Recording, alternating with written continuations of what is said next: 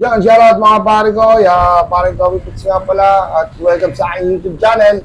Yan mga pare ko, for today's video, panibagong guitar chord tutorial na naman tayo. Mula sa cover song ng Tropa Vibes sa kantang Muli, original by Rodel Naval. So yan mga pare ko, basic yung chords, medyo marami nga lang, pero kaya-kaya pag-aralan mga pare ko. Hati na rin pare ko yung set na ito sa apat na set mga pare ko, sa intro, verse, chorus, saka ad-lib. Intro, verse, chorus, saka ad-lib. Yan mga pare ko, magkakaiba kasi yung chords na ginamit niya, pero kayang-kaya. Medyo marami, pero kanya ka to. Umpisa na natin mga pare ko, mula sa intro mga pare ko.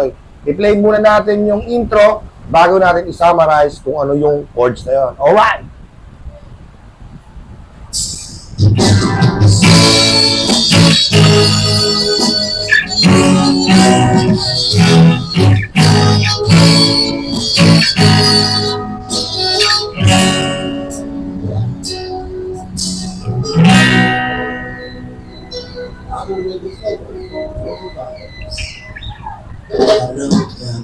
So yun mga pare ko, yun yung intro nila. So yun, anong chords ngayon? Simulan natin sa letter A na chords. A. Sumunod ay ang G sharp minor. Sumunod ay ang F sharp minor. Pagkatapos ng F sharp minor, B. B major mga pare ko, yan ang pang-apat na chords. Panglima ay ang E. Pang-anim, balik sa F sharp minor, passing chords papunta sa G sharp minor. Bali meron siyang ginamit na 7 chords mga pare ko dun sa intro. 7 chords ang ginamit dun sa intro. Ulitin natin. A, G sharp minor, F sharp minor, sumunod ay ang B, sunod ay ang E, balik sa F sharp minor, passing chords papunta sa G sharp minor. Dalawang ulit yun pare ko. Dalawang ulit yung gagawin yun bago pumasok yung verse ng kanta. Bagsakan yung pare ko. Yun na. 2, 3, go.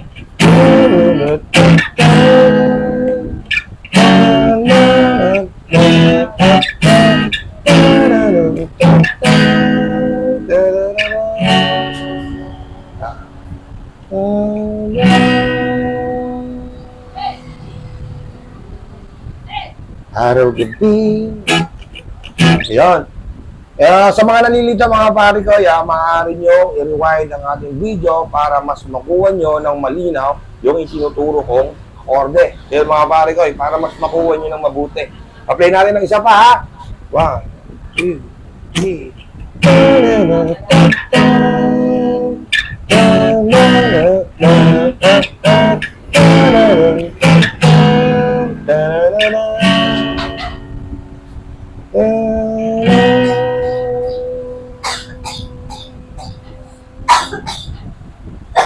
Yun ang magiging chords ng intro mga pare ko bago pumasok yung verse. Okay? Sabayan ulit natin mga pare ko yung intro nila bago ko ituro yung verse chords. Alright?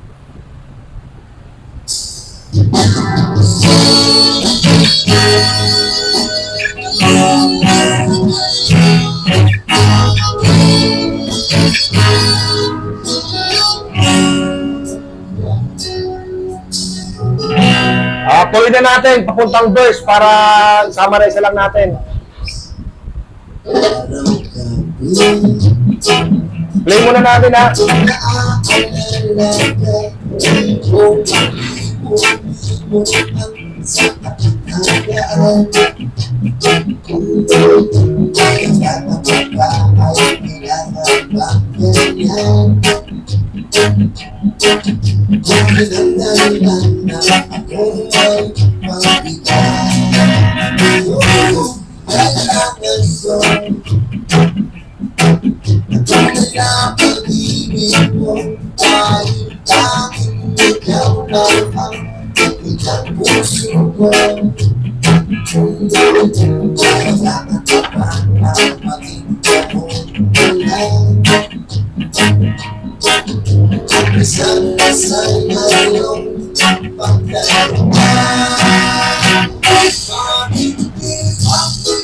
So yun mga pare ko, ganon magiging sequence nung verse naman niya mga pare ko. Ano yung chords na ginamit nila doon?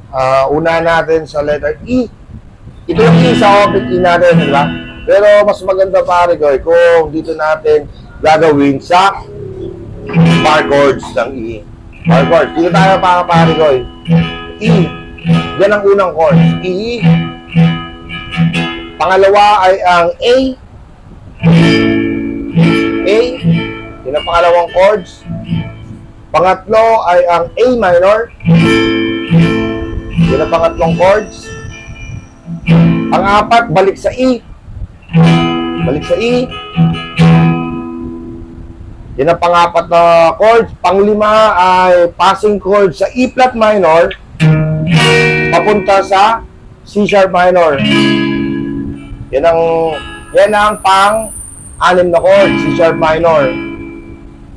Tapos, pang-pito ay ang G sharp minor.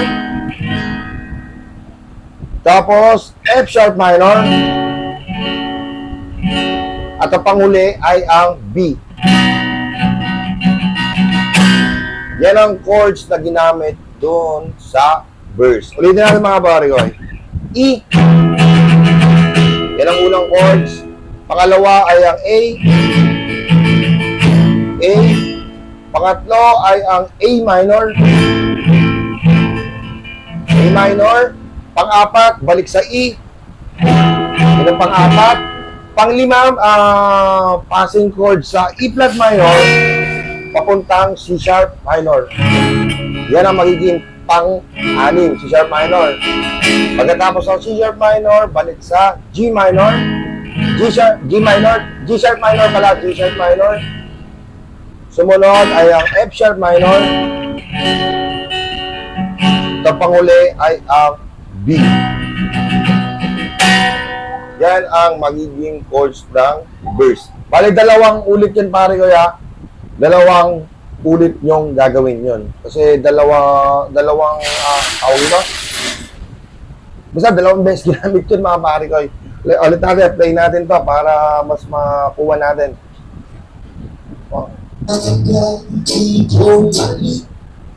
Intro.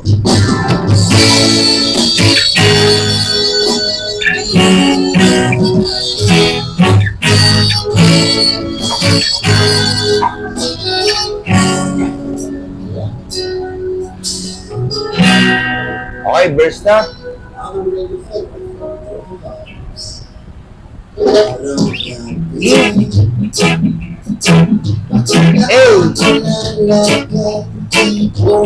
A minor. Balik sa E. E flat minor. C sharp minor. G sharp minor. F sharp minor. At saka D. Isa pa. E.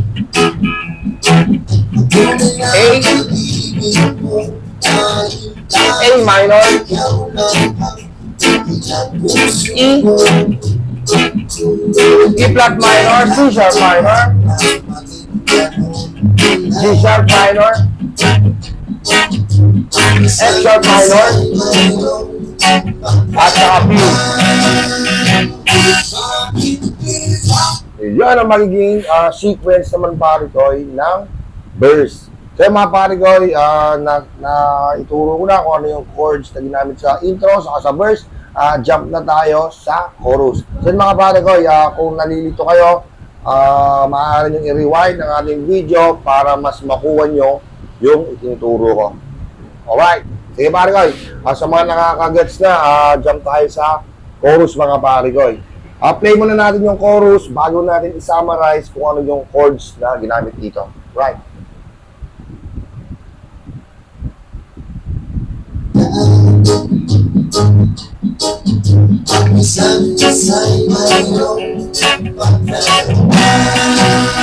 Chorus niyan.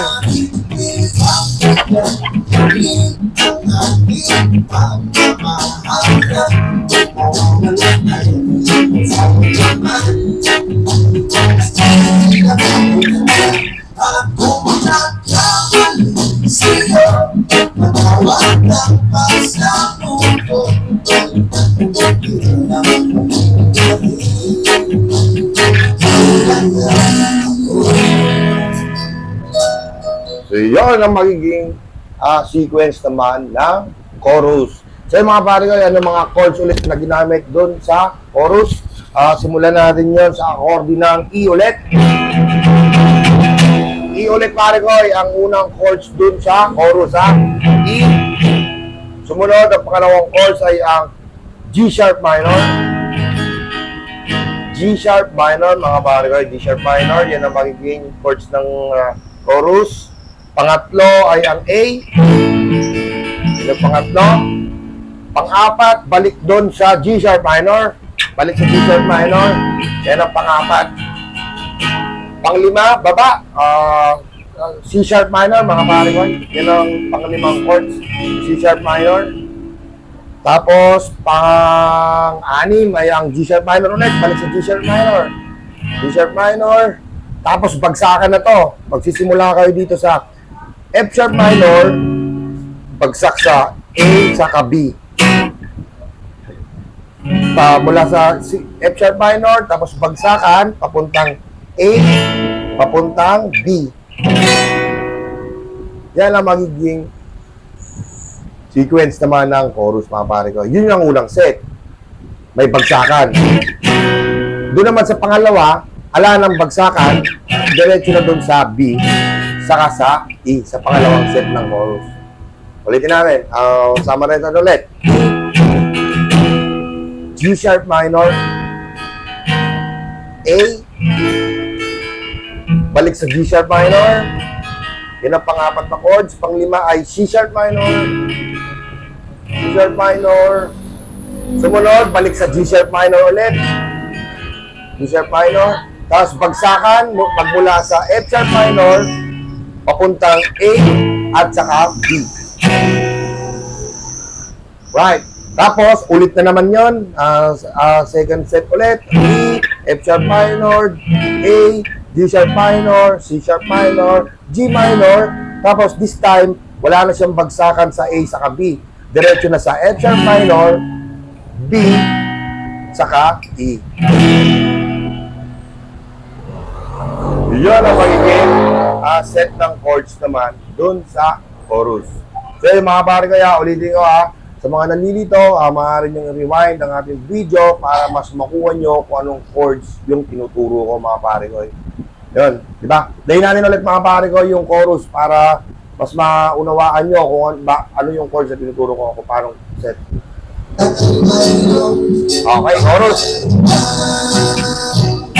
Chorus, E, G sharp minor, A, G sharp minor, C sharp minor, G sharp minor, F sharp minor, A.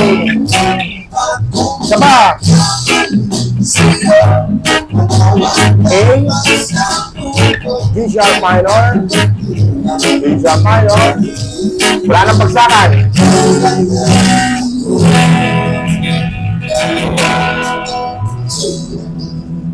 Yun naman, mga pare ko, ang magiging set ng chorus.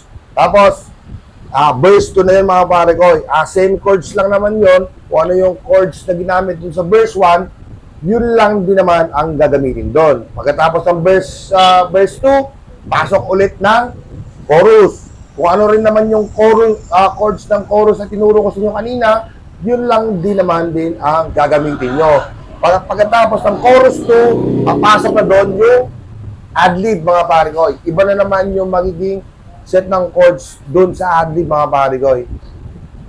I-play na natin to. Ituloy na natin bago tayo pumasok doon sa ad-lib, mga pare ko. Ituloy na natin to sa verse 2.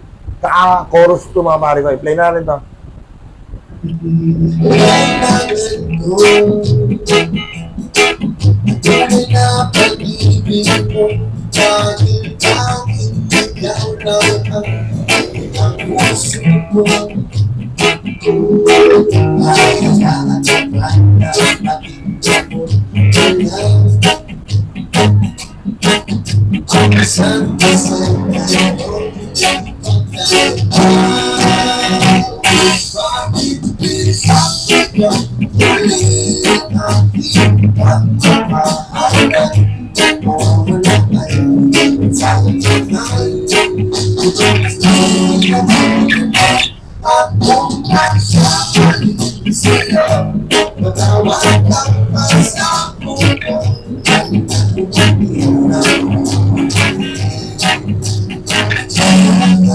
Ayan na yung admit.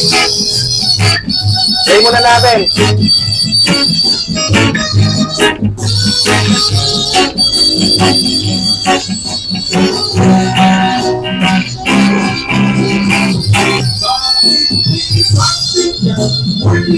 Yun ang magiging set naman sequence mga parigoy ng adlib. Umpisa na natin. Nagtapos siya dun sa chorus. Chorus muna bago pumasok yung adlib. Ano yung chords na ginamit doon? Simulan ulit natin sa E. Masyado nang gamit mga parigoy at E dito mga parigoy. E. Yan ang unang chord. Tapos G sharp minor. Tapos A. Balik sa G sharp minor. Yan yung pang-apat na chords. Tapos F sharp minor. Pang-limang chords, F sharp minor. Pang-anim, B. At ang panghuli ay tataas sa C. Bago pumasok ang chorus. Ulitin natin mga pare ko, ha? Chords nasa adlib na tayo mga pare ko, ha? Nasa adlib na tayo. Alright. Isa pa. E. Pangalawa ay ang G sharp minor. Pangatlo ay ang A. Pangapat, balik sa G sharp minor. Panglima ay F sharp minor. Pang-anim ay ang B. Panghuli, tataas sa C. Usog nyo ng C.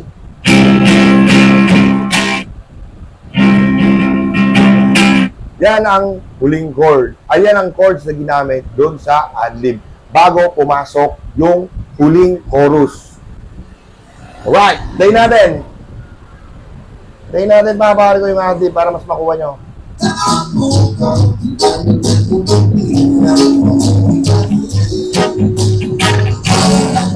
Yan na.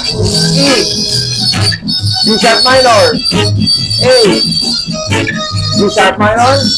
F sharp minor. D. C.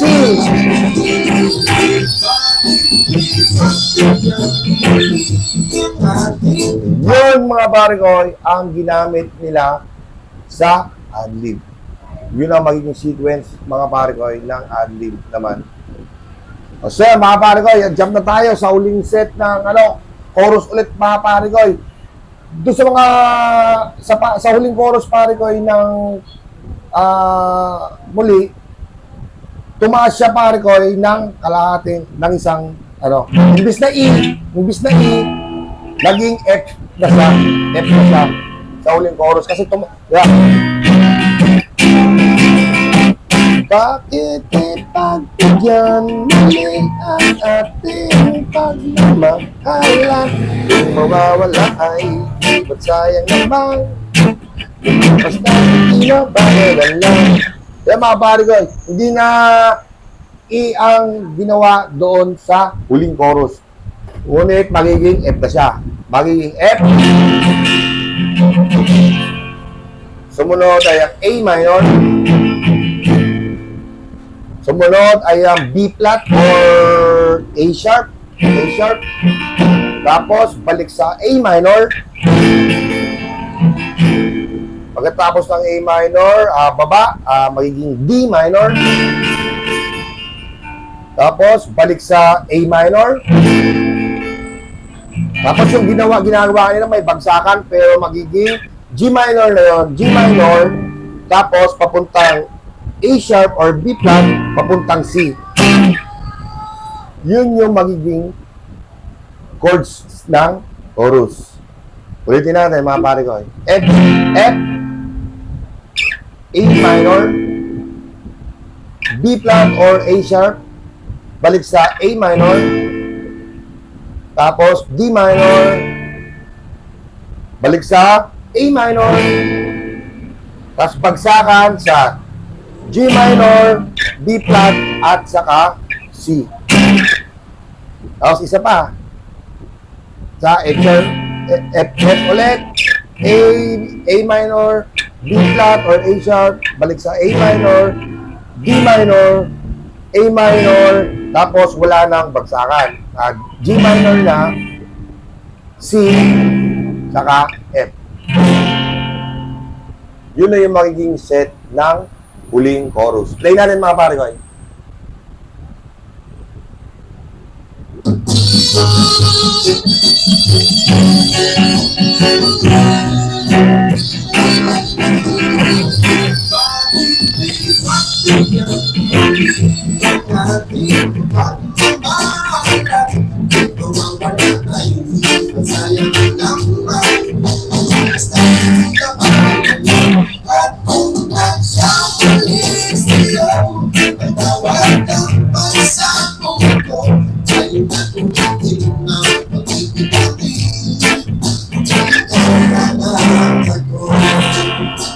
Ikaw lang ako.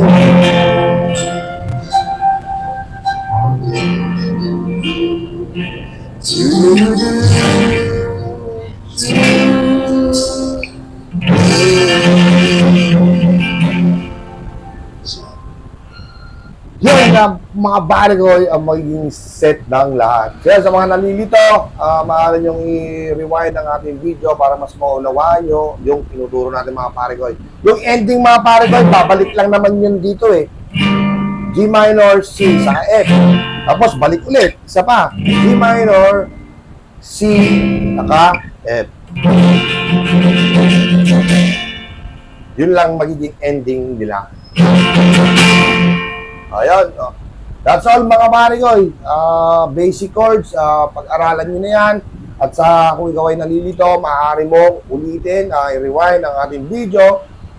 Doon ka pumunta sa kung saan ka nalilito pa. Sa mga ano. Pero mga pare ko, nandun na yun eh. Kung ako lang siguro nakakalito, kaya magpasensya nyo na. So mga pare ko, hanggang dito na lang. At kung hindi ka pa nakasubscribe sa aking YouTube channel, maaari mong pindutin ang subscribe button. Itamay mo na ang notification bell para ma-update ka sa mga video katulad nito mga pare ko. At kung mayroon kang request, comment mo na yan. Baka alam natin yan. Kung hindi man alam, sisipray na natin yan. At ituturo natin yan sa iyo mga pare ko. Hanggang dito na lang. Thank you. Alright.